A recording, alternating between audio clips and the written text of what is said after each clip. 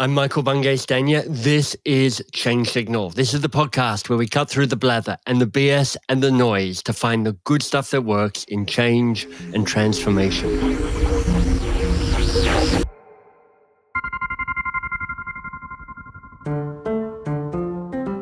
Now, many of the people I've spoken to on the show have a really specific expertise. Rachel Botsman on trust, Leanne Davey on conflict, just to name two.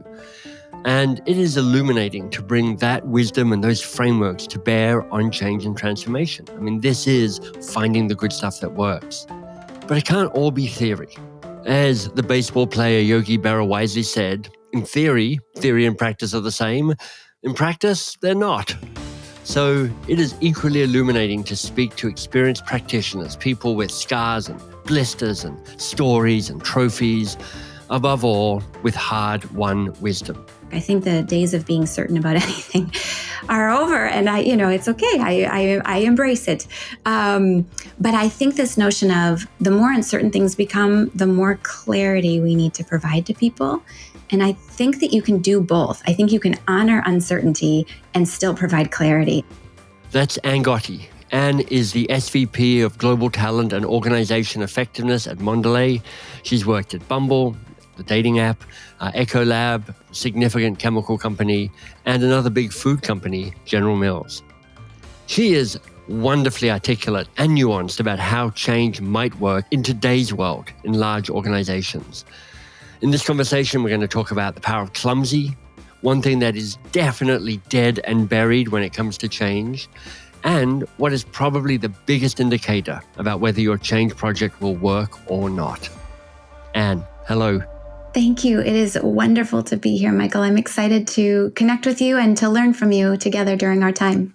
Oh, thank you. That already feels an interesting perspective, which is not just teaching, but learning as well. So I'm grateful for that. That's already given me a sense of who you are. So let me ask you a hard question right off the top. What do you know about change now that you might not have known, say, 5 years ago? Yeah. I mean, the last 5 years is such a poignant time period to think about. I think for me, the last 5 years have put a final death knell in the idea that change is episodic and can be managed. Even this term of change management, I think, shows its age. It's madness. It's the HR equivalent of personnel. Yeah, it doesn't make any sense. And I think that what I know now is that change is in us, around us, happening through us all the time. And in work that we don't label as change, we actually just label it as work because that's how sort of ever-present change is. And that can sound a little cliche, but I really think that's the biggest shift. We can't manage, predict, or control change the way that decades of tools tried to prepare us to do. That's great. In the organizations in which you've worked, I mean, do you talk about change at all, or is it just the ever-fluid, ever-evolving nature of the work that's getting done? I mean, I think we talk about it all the time. And I think that there are shifts happening in how leaders and teams approach this notion of change, from some who still think about it as something to be predicted, sort of launched, if you will, managed and then closed, and others who are working really hard to enable what I would maybe term change capacity. How do we as an organization become more agile and expert and adaptive to the ongoing change requirements, some of which are introduced to us as requirements due to changes in customer shifts or other external factors, and some are changes that we introduce so that we can continue to grow and outpace our competitors. This notion of moving through change as something to be tolerated as we work our way to the good stuff, and instead thinking about change as the good stuff, itself, right? How have you grown and how do you sustain your own capacity for this work? I mean, I think some of it is part of my just general orientation to the world. I've had a life that is very full of change. I learned many, many years ago that I needed to get comfortable being uncomfortable. And so I spend most of my time uncomfortable, frankly. And it's become sort of a friend and companion to me, this notion of discomfort. But I also think that the way that we can get through change, or at least the way that I get through change, is with humility and grace. I think that change is clumsy. And I worry that maybe accidentally or in a well-meaning way, some of our earlier change work as a profession was about making change tidy, making it feel orderly and sequential and predictable. And we did that to try to make people comfortable, I think, and I appreciate that. But then when it doesn't feel that way, I can feel like, well, perhaps I've done something wrong, because this doesn't feel predictable or certain or sequenced. And so, And I think a far more generous approach is to just recognize that the messiness is the work, and that if you're feeling and experiencing that's actually part of the journey. I'm just interrupting the flow because I just want to sit and relish that answer. I mean, I love Anne bringing to the surface her own work in getting comfortable with being uncomfortable. And also, and this is different and important, comfortable in it not having to be comfortable for other people. It really reminds me of the Otto Scharmer episode where he talks about the internal work required to be a change leader. And here I think Anne is pointing directly at that. You use the word clumsy. I love that word. Change is clumsy. What do you mean by that? It's such a powerful metaphor. Maybe it's because I'm so clumsy. I think of that word all the time. But I think that when I think about the word clumsy or feeling clumsy, it's sort of feeling like you have two left hands or two left feet. There's an unnaturalness to it, a lack of practice, a likelihood of stumbling, and maybe even being embarrassed or found out. I think that's the other really important thing about change that we don't talk about as much with leaders to normalize, which is it's okay to feel clumsy and it's okay to feel fear. And that those things are usually an indication that you're paying good attention and that you care a lot. The other word you used is grace, and that feels very different from clumsy, but I can see somehow that they match beautifully. What does grace mean for you? I have a really good friend. She's been a chief people officer at a handful of organizations, and she said to me recently, what people get wrong about change is they think they have to be perfect. That's not right. What people need to get right about change is that at the end of it, whenever that is, back to does it really ever end? Did you get more right than you got wrong? Right. And did you learn along the way? And that's what I mean by grace. It's this notion of looking through, whether it's Tony Schwartz's lenses, right? Like, will this matter in a year? Does this matter if I take a broader look? And how would this matter differently to others, right? And I think that can be a real salve when you're going through this work, this notion that grace is nourishment when you're going through changes that are uncomfortable. Before I hit record, you and I were talking just about the nature of these experiences. And, it's rare that you have one change experience where it's all light and angels singing and you bound successfully from one place to another. Just as it's unlikely that, you have another one where it's all catastrophe and all disaster the whole way around. These things are always a bit of a mixed bag. But I'm curious to know if you've started to have an opinion on kind of what are the things that mostly work these days? Yeah. Well, I'd love to tell you something that mostly doesn't work first. Please. Just because as you were teeing that up, I was like, I have such a good answer. And then you shifted the question. So now I feel a little sad. So I'll tell you one thing I've learned not to do. And then I'd love to dive into your actual question. Yeah. Please. Post haste, I promise. One of the things that I think has really seen its useful life come to an end is this notion of decree. Right. Decree change, right? And I've lived through that in so many organizations. And there's kind of 3 steps to what I'll call decree change.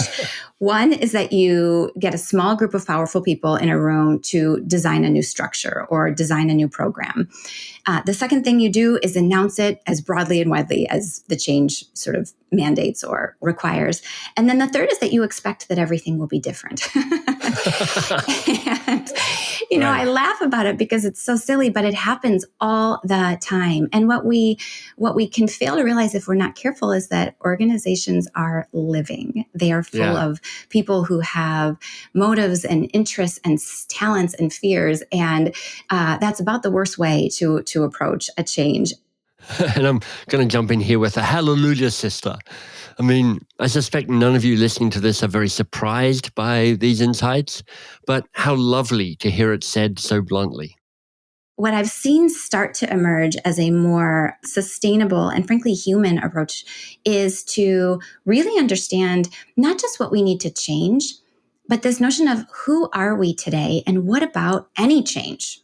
Forget about the specific change. We'll get there in a minute. But what about us would make any change difficult? What are the cultural barriers? How do we collaborate today? Where have we done a good job or a poor job at embedding things like curiosity and flexibility and the opportunity to fail and experiment? Because without some of these sort of change-friendly cultural behaviors, you have to take some time to understand, okay, these things are going to be hard. We are going to have to address these either parallel with a change or ideally in advance so that you've got a little bit of a buffer and capability. The second is around what are the realities of our operating model? These are in no particular order, but I think where you may need enterprise change, but you have a widely dispersed workforce or decision rights that sit in a very decentralized manner. And that's true of a lot of multinational organizations, including the one that I work in today. How will you need to influence and drive alignment and shared commitment to those changes? And then the third piece would be, what are the things about our business model that make change particularly open and flexible and accessible to us, or really difficult? And depending on what industry you're in and the way that you operate in that industry, the business model changes can be real. This reminds me of the insights from the Leidy Klotz interview. It's actually one of the very first ones we did. And there we talk about the need to remove things that will increase the chances of success rather than our default, which is what do we need to add. Anne's got more to share here. I think this notion of who are we and how good are we at change is a question that we often skip over. But when you take the time to do it, it can be so powerful. There's some really great work that Bain has done, and they call it their change power model. Oh, and by the way, we're talking about Bain, one of the big management consultancies, not Bane, the villain in one of the Batman movies, just so we're clear. I don't know if you've seen that. I think it's brilliant because what it does, and they used statistical modeling to sort of predict this for their clients. I love it because what it'll say is essentially, here's kind of your score on change power. Here's some parts of change that as a company, you're probably going to be great at. And here are some parts where, again, the word comes back to us, you're going to be clumsy. It's okay. You have a choice. Work on that now in advance of the change. Work on that as you go through the change, or suffer the consequences of ignoring it, right? But either way, there's a reality to who we are today. Oh my goodness, it's like about an 8-hour conversation based on that answer alone. So I'm just going to get my thoughts in order here. The first question I want to ask you is this. I mean, I love where you started, which is, look, change by decree. It never worked, really. It definitely doesn't work anymore, even if you thought it did. When you see this happening, whether you're a senior executive like you are, or whether you're in an anointed change team of some sort and you can feel it coming down from above, how do you deal with that? How do you manage around it? How do you try and shift it a little bit? Mm-hmm. Yeah, it's such a good question. And I think as I listen to you, what comes up for me is the quote you've probably heard. I think that the Navy SEALs use it during their training. And it's this notion that slow is smooth and smooth is fast. Have you heard that? I have, yeah. And I have coached leaders throughout my career that it is important to avoid confusing decrees and command with actual impact and change and growth. And so helping them understand that their power is diffuse and that the work to go slow in the beginning means that the change will be meaningfully more successful. And really the arc of time for a change impact is not weeks. usually. I mean, there are real crises and real emergencies, but most of the time we have an opportunity to make choices that set a company up for growth and success or don't. The most famous example perhaps might be the number of mergers and acquisitions that fail, right? This notion of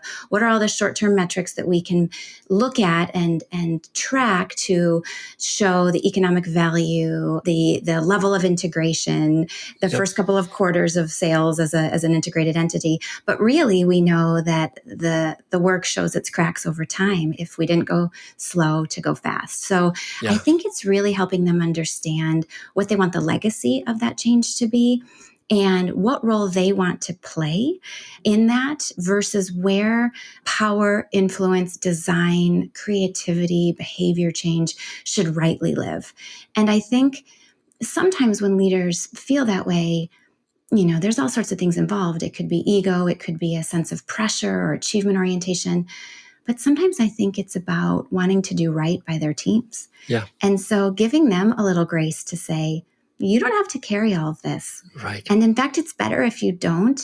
Sometimes what leaders need is compassion and the sort of abdication that it's all on them 100% of the time. It's a lot of accountability that can get in the way.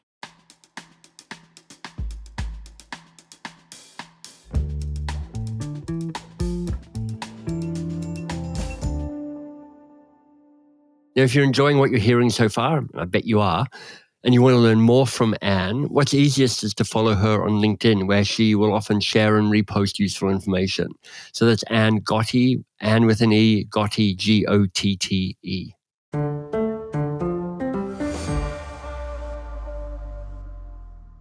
I really love the kind of level of curiosity you bring to this. It's like, where are we? Who are we? These are kind of lovely, existential, juicy questions that you ask, and feel, at the deepest level, this is what strategy can be. It's like, where are we and who are we and where might we choose to go? Is that just through conversation? Is it just finding the time to sit with a person and get a better sense of what's really going on for them?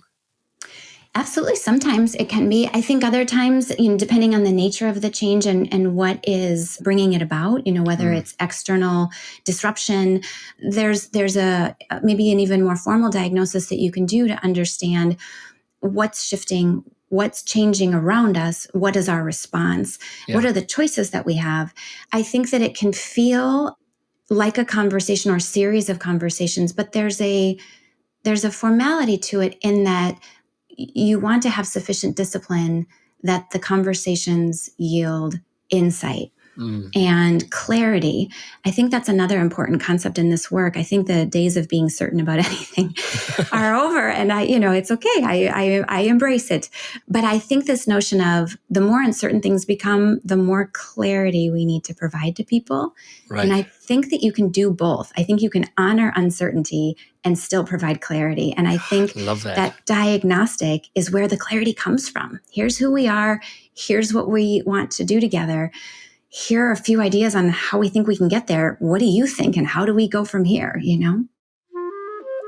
Before I ask my next question, I want to hit pause just to call out the power of this insight, the paradox that we can honor uncertainty and still provide clarity.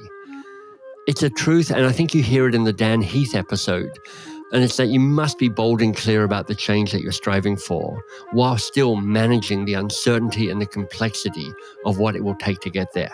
So often we get that flipped. We're a bit vague about where we're going, and then we try and lay out a very, very specific plan to get there. When you ask that question, well, who are we now? One of the answers you're probing for is kind of what is our actual change capacity? Yeah. How good are we organizationally at being curious? How good are we at managing ambiguity? And just as you said, and I love this framing, it feels like an ongoing building of capacity to be able to do that rather than any specific project that you're working on. As somebody who's senior in an organization, how do you influence that? Is there anything you can do about it, or is it just kind of inherent to a culture? Oh, I think there's plenty you can do about it. I was just in a meeting with senior leaders recently, and someone asked a question in the room how good do you think we can get at this? And it was regarding something, really specific. It doesn't matter what it was about. And I smiled and said, that's up to us. It's entirely up to us.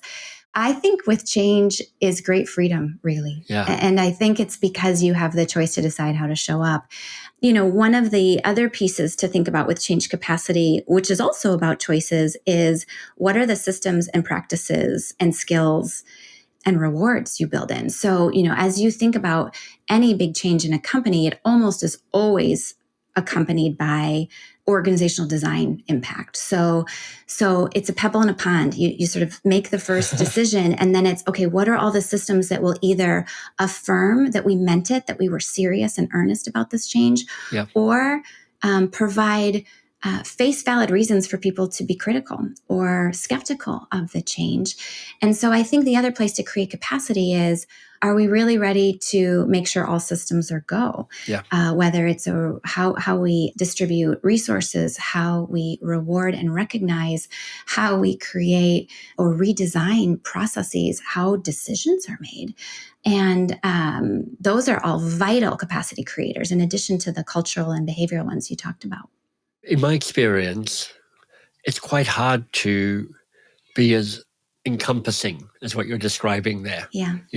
I've been part of many change projects where it's like, we're changing this, but actually a lot of the structural stuff's a bit tricky. So why don't we just pretend that that's going to be fine? And then surprise, surprise, the change experience doesn't quite make a difference because old structures just encourage old ways of behaving. Yeah. What do you do when you see a change project? Even the language feels a bit outdated, but let's call it for handiness, a change project, where you're like, we're just missing a couple of the things that if we don't add them, it's pointless to do this. Yeah. Yeah. I mean, I think your point is so well taken. And I've seen a few times where there can be a tendency with change, because by its very nature, it's disruptive, to try to contain it and say, what is the minimum we can do here to sufficiently advance this effort? And you're right. Often when that happens, it's sort of like a badly remodeled home. It just doesn't flow. Exactly. And I think that's why that pre-work is so important. This notion of, what are we hoping for, and how does this guide us on our journey towards growth? And, the other thing to do, again, back to this grace and clumsiness, is saying, and we can't do it all now. We don't have the money. We don't have the time. We don't have the capacity. Our customer demands are too high right now. We can't divert this much attention. Fine. Yeah. What are we going to do now? What are we going to do next? What are we going to do later? Yeah. So sometimes it can be about contracting with the change leader or sponsor to say, I get it. I hear you. And it's still important that we get to this. So let's think about the sequencing and the timing, and let's do the most important things first.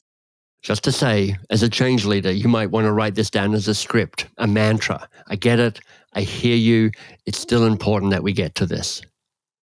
The other thing that you can do is, sometimes in change, the reason those things don't happen is because it's a tiny, teeny team that doesn't have the capacity to influence all of those pieces. And there's a few different constraints there. Change their capacity or change the team, right? And the more people that you can sometimes involve, this is where we're trying to go. How do you think we should get there? And what are the systems that you personally are accountable for that need adjustment in light of this? I think sometimes there's this really bizarre effort to sort of harness change and harness power. And it's like, it's not supposed to be harnessed. That's not the goal. It's supposed to be embedded and feel alive and feel real. And so scoping work thoughtfully, thinking about what's now, what's next, what's later. And then this notion of, if capacity for the change leadership effort is constrained, think about why and whether it needs to stay that way. And this has been such a great conversation, and thank you. Is there anything else that needs to be said around this? Gosh, I think the only other thing I would mention is how important it is to listen, and this idea of who is impacted by the change and how are they feeling, not just at the beginning of a change, not sort of at key milestones, but often and in varied ways. We can be so worried about speed. I just think there is this really misguided notion Right. that we don't have time to listen. We don't have time to check. We don't have time to do the adjacent systems work that you referred to a few minutes ago. And we do, because if we want this to work, then we should do it well. And I think listening is really core to that. So it's probably the only other thing that is on my mind that we didn't talk about explicitly, but I think that we covered a lot. And thank you so much. It's been a really wonderful conversation. Likewise. Thanks so much for the opportunity. I'm still thinking hard about needing to manage projects less and build ongoing change capacity more. Thank you for spending time here building change capacity for you and for your organization. And thank you for any support you can give the pod. Recommending an episode to a friend is my number one request, closely followed by a review on your favorite platform. And in any case, I'm glad you're doing the work. Thanks for being here.